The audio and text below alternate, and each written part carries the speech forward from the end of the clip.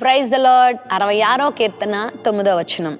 జీవప్రాప్తులనుగా మమ్మను కలుగు చేయవాడు ఆయనే, ఆయన మా పాదములు కదలనీయడు. మనకు ప్రతిరోజు ప్రతి క్షణము జీవం అందించేవాడు దేవుడు మాత్రమే. మనిషిని మట్టితో చేసిన తర్వాత నాసికారంధ్రముల్లో జీవవాయువును ఊదగా నరుడు జీవాత్మ ఆయనని వాక్యంలో ఉంది. మనకు ప్రాణం ఇచ్చేది దేవుని వాక్కు మాత్రమే. ఆయన మనల్ని బ్రతికించగలడు.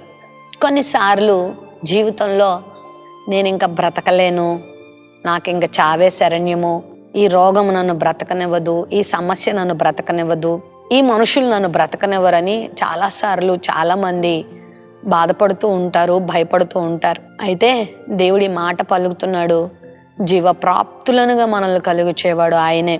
ఆయన మనల్ని జీవం ఇచ్చి ప్రాణం ఇచ్చి నడిపించే దేవుడై ఉన్నాడు. ఆరోగ్యం ఇచ్చి నడిపించే దేవుడై ఉన్నాడు. ఆయన మన పాదములు కదలనివ్వడంట. నువ్వు ఆయనకి ఇష్టంగా బ్రతుకుతున్నప్పుడు, ఆయన చిత్తానుసారంగా జీవిస్తున్నప్పుడు, ఇదిగో నువ్వు ఆయన నమ్మి నీవు ఆయనను అనుసరిస్తున్నప్పుడు నీ పాదములు ఆయన కదలనివ్వడు. గాఢాంధకారపు లోయల్లో నేను సంచరించిన ఏ అపాయమునకు నేను భయపడను, ఎందుకంటే నా దేవుడు నాకు తోడై ఉన్నాడని భక్తుడు మాట్లాడుతున్నాడు. మరి నీకైనా తోడుగా ఉన్నాడు గనుక నీ పాదం ఆయన తొర్చులనివ్వడు. ఎంతమంది నీకు కీడు చేయాలని చూసినా, ఎంతమంది నీ ప్రాణం తీయాలని చూసినా, ఎన్ని వ్యాధులు నీ మీదకి వచ్చినా, బాధలు నీ మీదకి వచ్చినా, అపవాది నీ మీద దాడి చేసినా ప్రభు నీ పక్షంగా ఉండి నిన్ను కాపాడగలడు. యోబుకు చాలా శోధనలు వచ్చాయి, చాలా బాధలు వచ్చాయి.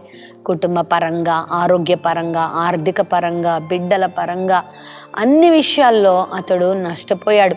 చివరికి ప్రాణాన్ని కూడా మృంగాలని అపవాది ప్రయత్నం చేసినప్పుడు ప్రభు అతని ప్రాణాన్ని అపవాదికి ఇవ్వలేదు. యోబును కాపాడాడు, సంరక్షించాడు, దీవించాడు, నడిపించాడు. చివరికి మరి రెండింతల ఆశీర్వాదానికి పాత్రలుగా చేశాడు. మరి నిన్ను కూడా దేవుడు ఆ విధంగా చేస్తాడు. ప్రస్తుతము నీకు కలిగినటువంటి ఏ సమస్యకు నువ్వు బెదరద్దు, ఏ రోగానికి నువ్వు బెదరద్దు. అంతవరకు దేవుని మీద నిరీక్షణను మాత్రం వదులుకోవద్దు. నీ పాదం దేవుడు కదలనివ్వడు, నిన్ను కదలనివ్వడు, నిన్ను స్థిరపరుస్తాడు, నిన్ను బలపరుస్తాడు, నీకు జీవాన్ని ఇచ్చి నిన్ను మరలా రెట్టింపు ఆశీర్వాదానికి పాత్రులుగా దేవుడు మిమ్మల్ని చేస్తాడు. ప్రేమ నమ్మకం కలిగిన మా తండ్రి, ఈ వాగ్దానం నీ బిడ్డల జీవితంలో నెరవేర్చండి. అద్భుతాలు, ఆశ్చర్యకార్యాలు మీరే జరిగించి మహిం పొందండి. యేసు నామములో ప్రార్థిస్తున్నాం తండ్రి, ఆమేన్.